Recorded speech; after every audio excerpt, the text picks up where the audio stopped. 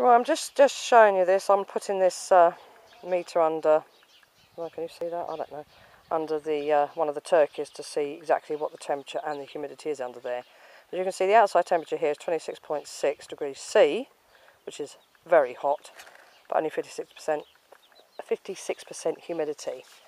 Now, these poor little darlings are going to cook.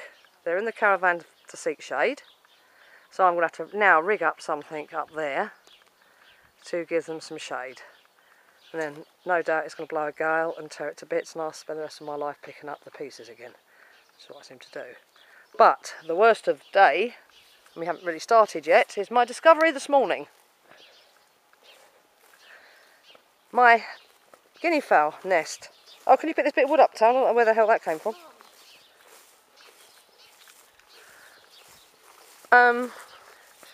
Just to see where the fourth female was out of the 5 guineas out here. And I thought, oh, she must be on the nest. And shock horror.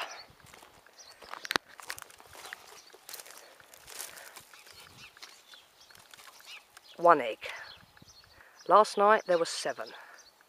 So the egg thief has come this far.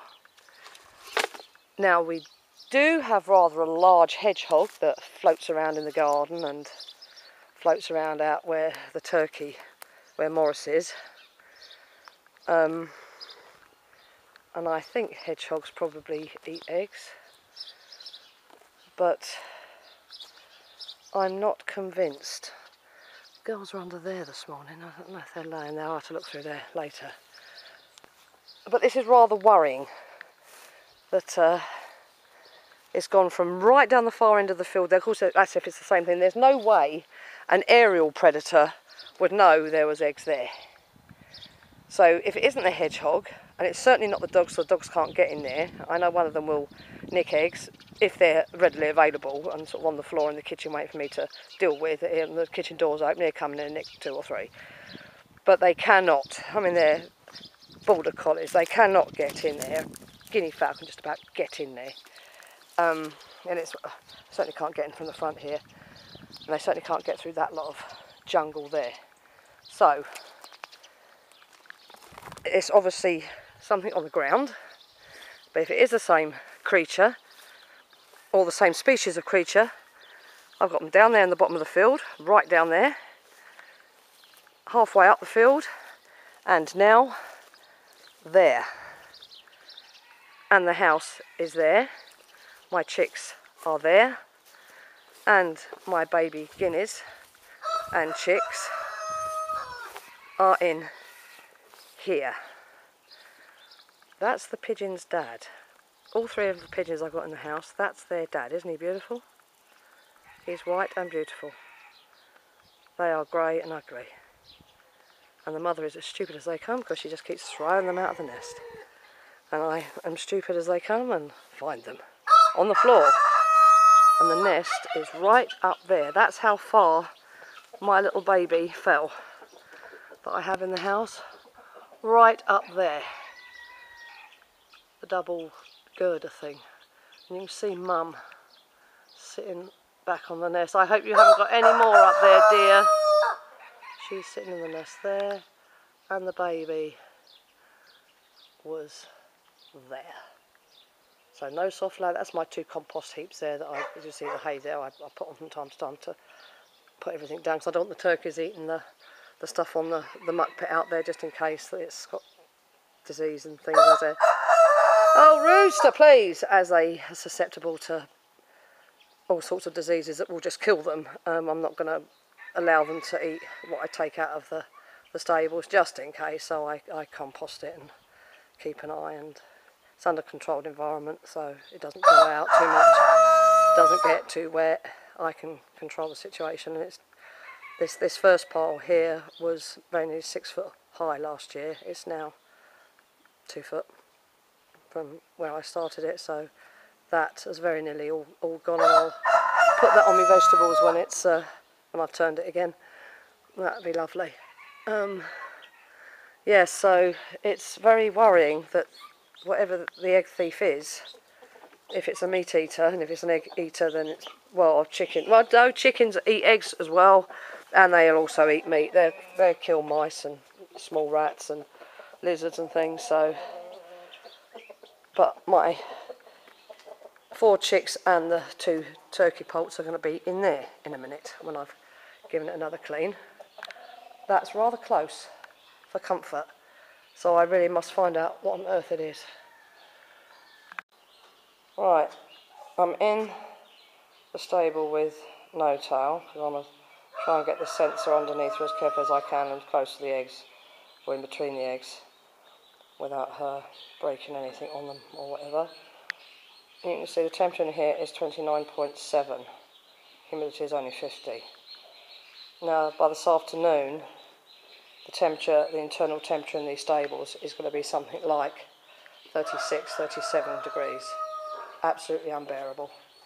And the sun comes round, and unfortunately with the window cocked like that, and it gives air, but it also reflects the sun to a degree, but it is unbearably hot in here and unbearably cold in the winter in here. Pipes, my water pipes and the automatic drinkers freeze in here, and they're not frozen outside. My exposed pipe against the side of the house is not frozen, but it freezes solid in here. Ridiculous. Right, Titch, you're going to come and hold this while I try and get this under her very as carefully as I can. I'm going to try and get the cable up through that.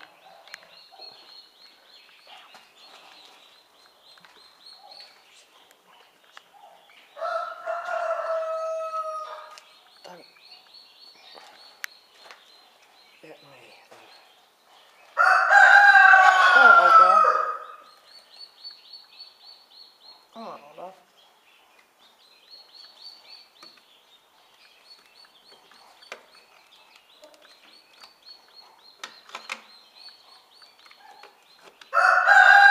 I'll tell you what, let's take you out. No, you don't want to come out. Okay. Okay.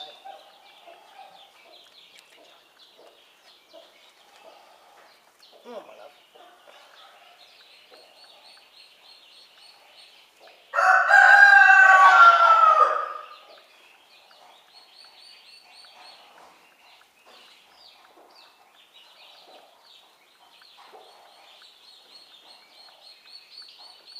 There. What are you dubbing about? Alright. Now, can we see this? Or is it too dark? 30 point something degrees. 58% humidity. I'll come back with the torch, and 59% humidity. And that's in between the eggs, sort of halfway under her wing to her body. There's about 4 eggs I could feel there, so I sort of placed it between the 4. So it should be a fairly even reading. Right, we'll come back later and see what that says with the torch so I can see. Well, that's very interesting. 44% humidity, 37.3 temperature. There's about 32 degrees in these stables at the moment. So my theory that a turkey's temperature when incubating eggs is higher than a incubator's temperature is wrong. So I don't know why a lot of Maude's eggs were 2, 3, 4 days behind the others. Well, I thought it would happen, but I genuinely hoped it wouldn't. My little turkey is not doing very well at all. He's very weak. He feeds 1 minute, doesn't feed the next. He's always cold. You can't see very well there. Let's do it there, like that. There we are. He's always cold. He shouts all the time to be put under mum. Well, for mum to lay down for him to go under. Allow him to go under. It's almost impossible to force feed them at this age. I can't put them in with the guinea fowls. Come on. This is egg yolk that I've scalded with boiling water. Come on. Something. And some guinea fowl and pheasant and turkey pellets to try and give him some quick protein. I don't know what his problem is. He's not ill. I'll say whether he's brain damaged or not, who knows. Probably. But what I can't understand, oh, don't do that little one, blast. What I can't understand, he'll feed 1 minute with great gusto and he seems to be absolutely fine, and I think, oh, that's it, we're there, we're out of the woods, we're doing fine. And then the next day he's just wandering around screaming like this. It really upsets Maude, because she knows what baby guineas, baby turkeys sound like when they're distressed. So she gets really upset and is looking around at the guinea fowl's babies. She's got to see which one's in trouble and fidgets and won't stay still for them if they're resting under her. And it's absolutely no good. And his brother or sister, every time he does go to eat, just walks all over the top of him and knocks him off the food anyway. But he just stands there and looks at it. He doesn't attempt to eat it. 4, 5, 6 times a day I'm in there trying to get him to feed and putting it between my fingers and whatting, and the other one comes over and eats it all and treads on him. And of course the other danger is, all the time he's under mum whinging like this, she wants to eat. She scrapes up the bedding for the chicks and the other turkey in there, baby turkey in there, and of course he gets kicked out the way, he gets trodden on, because she's not going to lay down and stay still just because he's cold. So I had to make the decision this morning. It's about 35 degrees in the stable and he's still whinging. So again, I put him down my t-shirt to warm him up. I've got a box ready under the lamp there, and I think I'll just put him under that for today, keep him warm,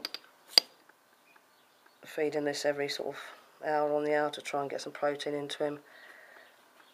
Of course the other danger is mum might not take him back, so I'll have to wait until she's roosting tonight. If he does improve any, I'll wait until she's roosting, and then I'll quietly pop him under her so she won't even be aware that he's gone, really. She'll probably be saying to herself, thank heavens for that I haven't got that thing screaming at me all the time. Because he screams continuously, and it upsets me, because I know there's absolutely not a lot I can do about it. So you can lead a horse to water, but you can't force it to drink. And that's this situation. And I don't know why he's not eating. I say 1 minute he'll eat, the next minute he won't, and he's a third of the size of his nest mate, the other turkey, the baby turkey. Come on.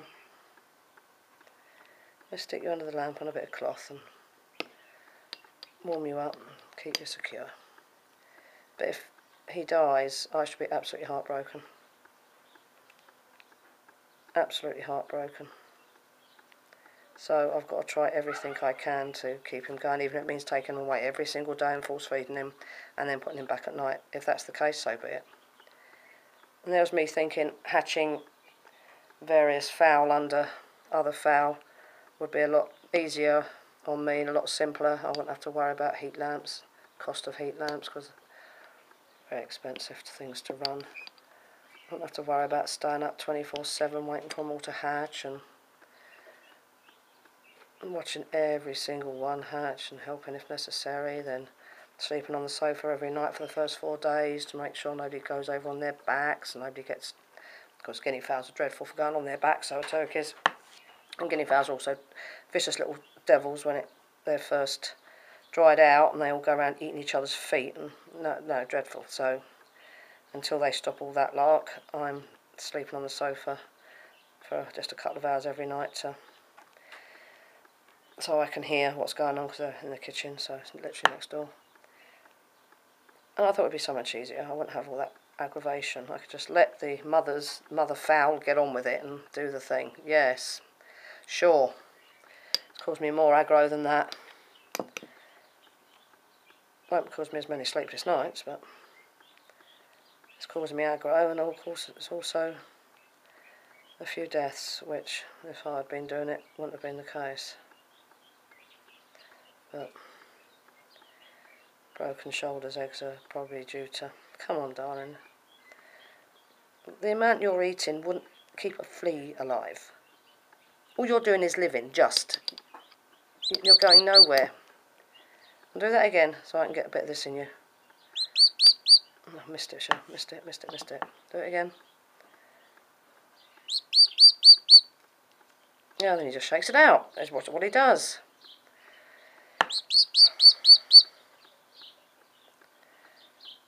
Also, if it's brain damage, there's nothing I can do. You're hopeless. You really are hopeless. You silly little thing. You're gonna die.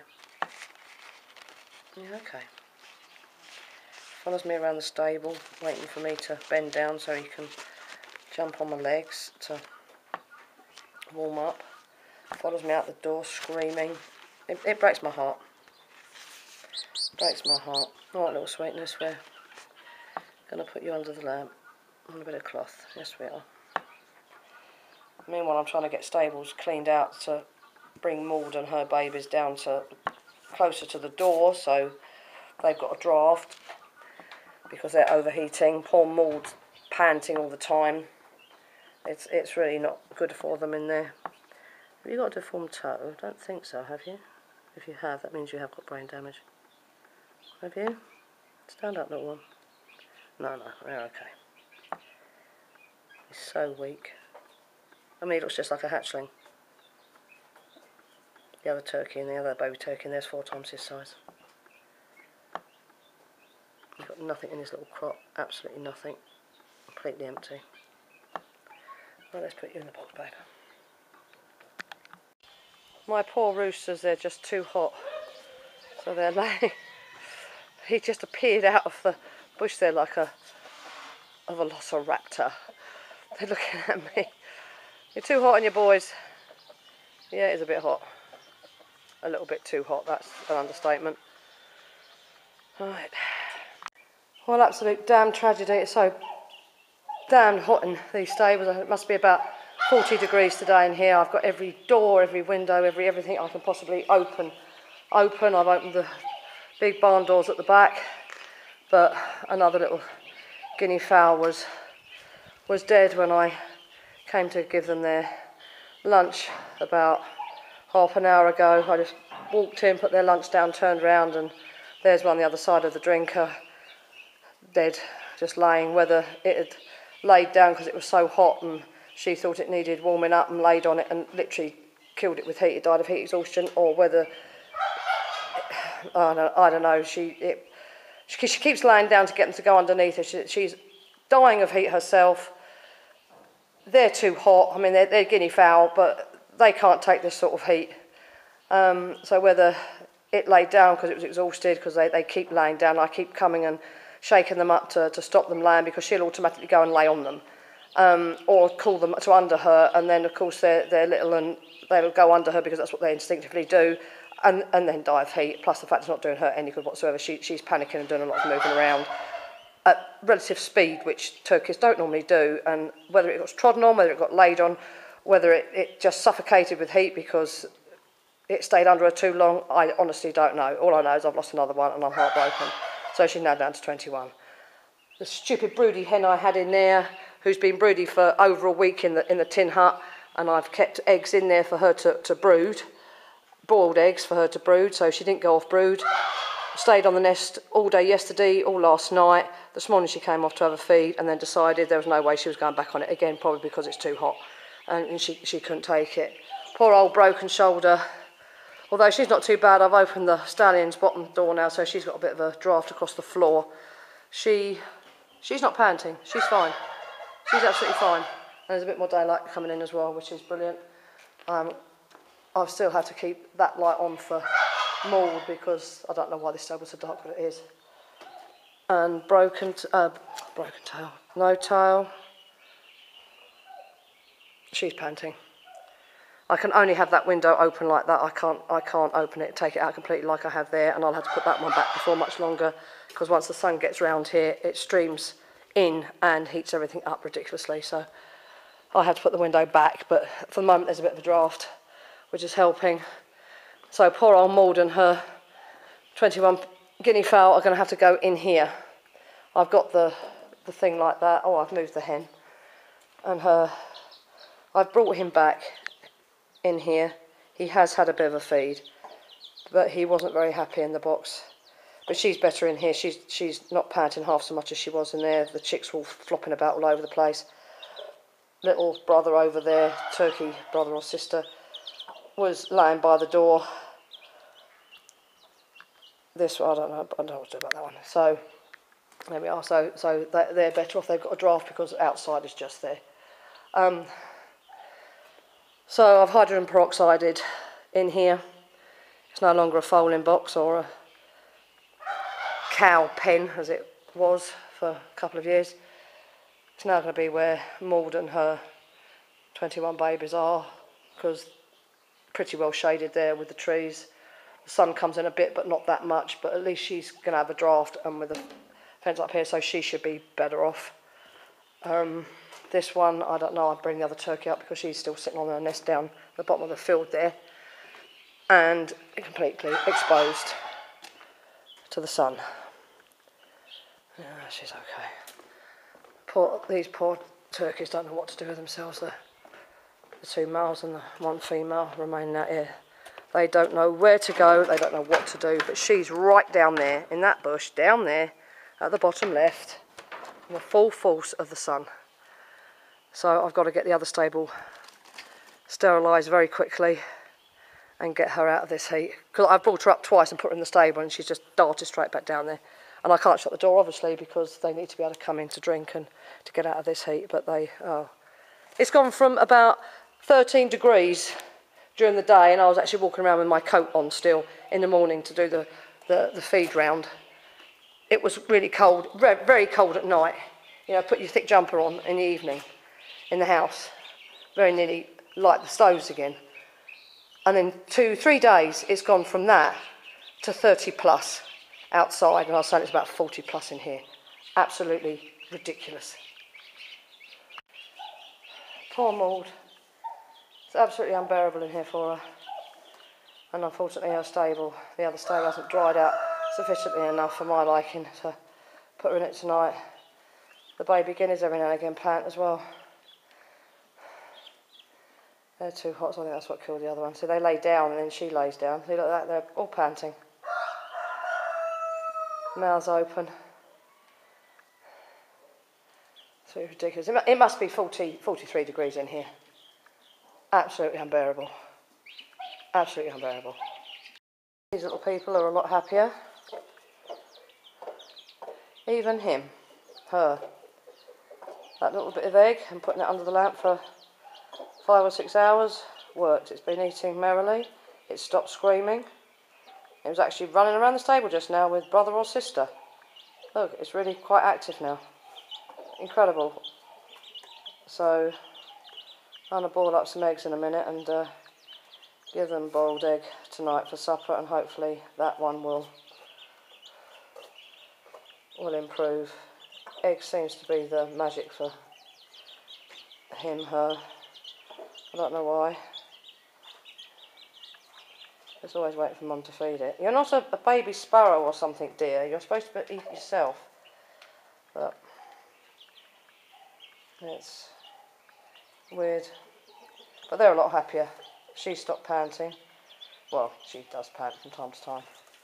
But there is a breeze coming through here. And of course when Maude goes in there tomorrow, she's got the window, although the sun's coming through, but she'll have the breeze there, so she won't be so hot. But it hasn't dried out enough. But there we are.